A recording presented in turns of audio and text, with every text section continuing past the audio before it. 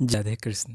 आज हम लोग तुलसी का महात्म्य, माता श्री राधा द्वारा तुलसी सेवन व्रत का अनुष्ठान तथा दिव्य तुलसी देवी का प्रत्यक्ष प्रकट हो माता श्री राधा को वरदान देने की कथा सुनेंगे। पिछले कथा में हमने सुना था कि माता श्री राधा ने अपने सखी चंद्रनना से अपने किसी अनुष्ठान के बारे में पूछा था। इस पर चंद्रनना बोली, राधे, परम सौभाग्यदायक, महान पुण्यजनक तथा श्री कृष्ण भी प्राप्ति के लिए वरदायक व्रत है तुलसी की सेवा। मेरी राय में तुलसी सेवन का ही नियम तुम्हें लेना चाहिए, क्योंकि तुलसी का यदि स्पर्श अथवा ध्यान, नाम कीर्तन, स्तवन, आरोपण, सेचन और तुलसी दल से ही नित्य पूजन किया जाए तो वो महान पुण्यप्रद होता है। सुबह जो प्रतिदिन तुलसी की 9 प्रकार से भक्ति करते हैं वे कोटि सहस्त्र युगों तक अपने सुकृत्य का उत्तम फल भोगते हैं। मनुष्यों की लगाई हुई तुलसी जब तक शाखा, प्रशाखा, बीज, पुष्प और सुंदर दलों के साथ पृथ्वी पर बढ़ती रहती है, तब तक उनके वंश में जो जो जन्म लेते हैं वे सब उन आरोपण करने वाले मनुष्यों के साथ 2000 कल्पों तक श्रीहरि के धाम में निवास करते हैं। चंद्रनना ने कहा, राधिके, संपूर्ण पत्रों और पुष्पों को भगवान के चरणों में चढ़ाने से जो फल मिलता है वो सदा एकमात्र तुलसी दल के अर्पण से प्राप्त हो जाता है। जो मनुष्य तुलसी दलों से श्रीहरि की पूजा करता है वो जल में पदपत्र की भांति पाप से कभी लिप्त नहीं होता। 100 भार सुवर्ण तथा 400 भार रजत के दान का जो फल है वही तुलसी के पालन से मनुष्य को प्राप्त हो जाता है। राधे, जिसके घर में तुलसी का वन या बगीचा होता है उसका वह घर तीर्थ रूप है, वहाँ यमराज के दूत कभी नहीं जाते। जो श्रेष्ठ मानव सर्व पापहारी, पुण्यजनक तथा मनोवांछित वस्तु देने वाले तुलसी का रोपण करते हैं वे कभी सूर्यपुत्र यम को नहीं देखते। रोपण, पालन, सेचन, दर्शन और स्पर्श करने से तुलसी मनुष्यों के मन, वाणी और शरीर द्वारा संचित समस्त पापों को दग्ध कर देती है। पुष्कर आदि तीर्थ, गंगा आदि नदियाँ तथा वासुदेव आदि देवता तुलसी दल में सदा निवास करते हैं। जो तुलसी की मंजरी सिर पर रखकर प्राण त्याग करता है वो सैकड़ों पापों से युक्त क्यों न हो, यमराज उसकी ओर देखते भी नहीं सकते। जो मनुष्य तुलसी काष्ठ का घिसा हुआ चंदन लगाता है उसके शरीर को यहाँ क्रियमान पाप भी नहीं छूता। सुबह जहाँ जहाँ तुलसी की छाया हो वहाँ वहाँ पितरों का साथ करना चाहिए। वहाँ दिया हुआ सार्थ संबंधी दान अक्षय होता है। सखी, आदिदेव चतुर्भुज ब्रह्मा जी भी सांग धनवा श्रीहरि के महात्म्य की भांति तुलसी के महात्म्य को भी कहने में समर्थ नहीं है।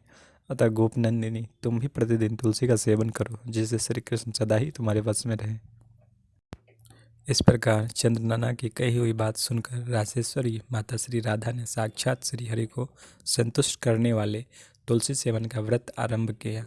केतकी वन में 100 हाथ गोलाकार भूमि पर बहुत ऊंचा और अत्यंत मनोहर श्री तुलसी का मंदिर बनवाया, जिसकी दीवार सोने से जड़ी थी और किनारे किनारे पद्म राग मणि लगी थी।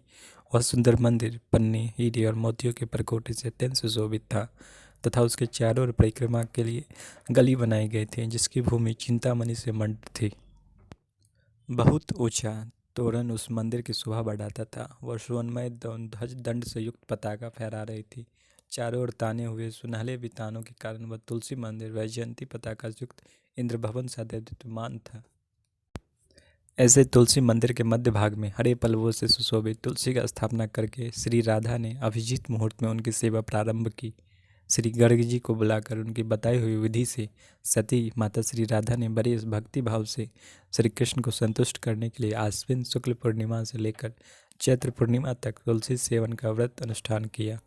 व्रत आरंभ करके उन्होंने प्रति मास पृथक पृथक रस में तुलसी को सींचा।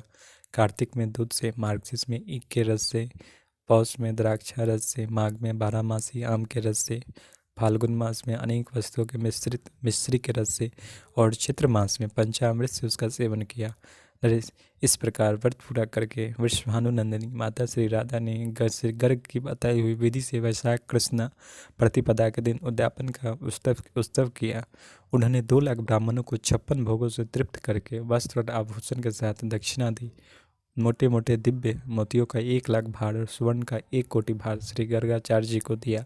उस समय आकाश में देवताओं की दुंदुभियाँ बजने लगी, अप्सराओं का नृत्य होने लगा और देवताओं उस तुलसी मंदिर के ऊपर दिव्य पुष्पों की वर्षा करने लगे।